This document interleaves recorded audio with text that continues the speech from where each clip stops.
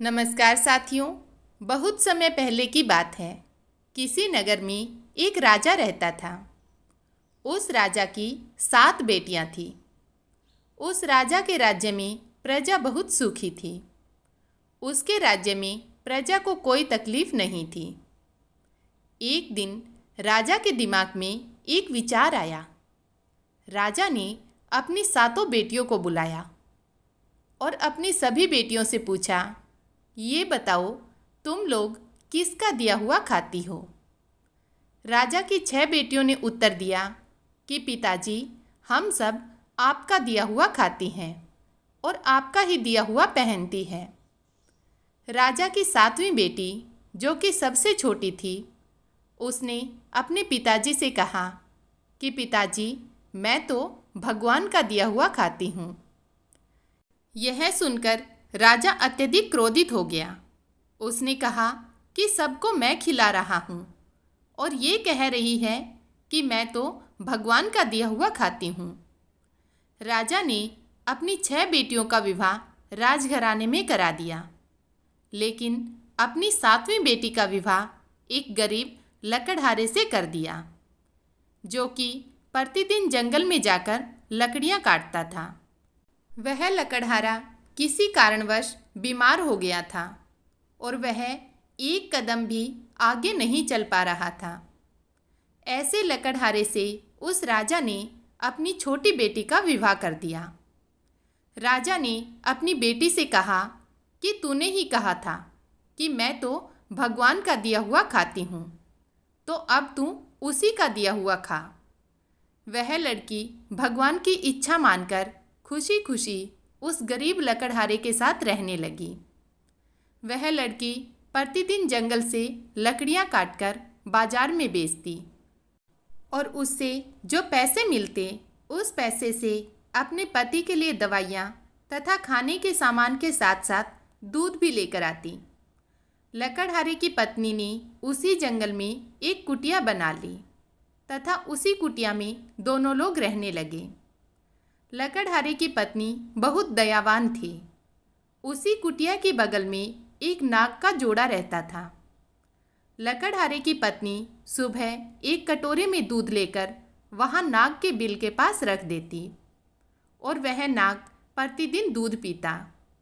वह नाग कोई मामूली नाग नहीं था, बल्कि इच्छाधारी सांप था। एक दिन उस नाग ने सोचा कि यह लड़की तो बहुत दयालु है तथा गरीब है, क्यों न इसकी मदद की जाए। एक दिन उस नाग ने लकड़हारे की पत्नी के सपने में आकर कहा कि बेटी, जिस स्थान पर तुम दूध का कटोरा रखती हो, वहाँ पर तुम गड्ढा खोदना। तुम्हें बहुत सारी संपत्ति मिलेगी।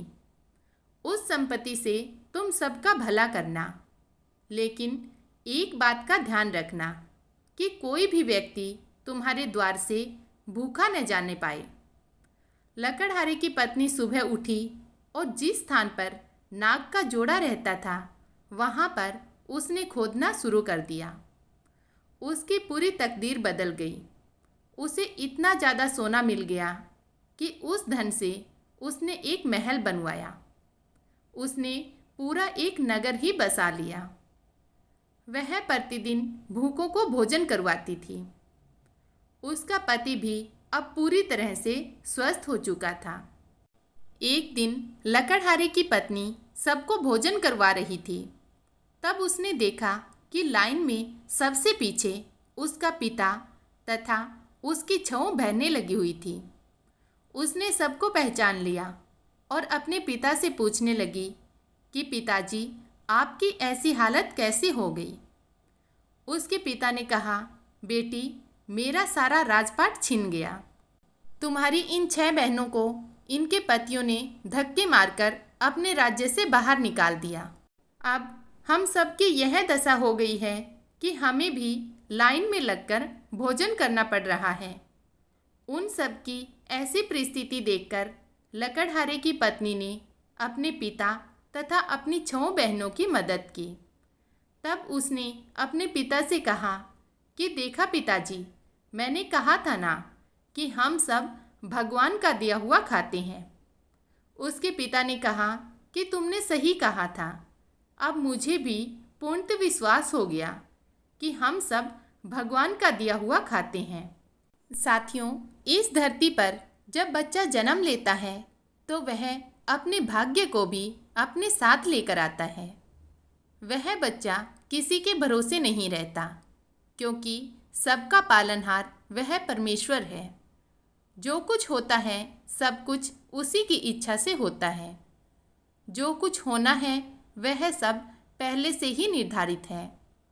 आपके चाहने से कुछ नहीं होगा, होगा वही जो भाग्य में उस विधाता ने लिख रखा है।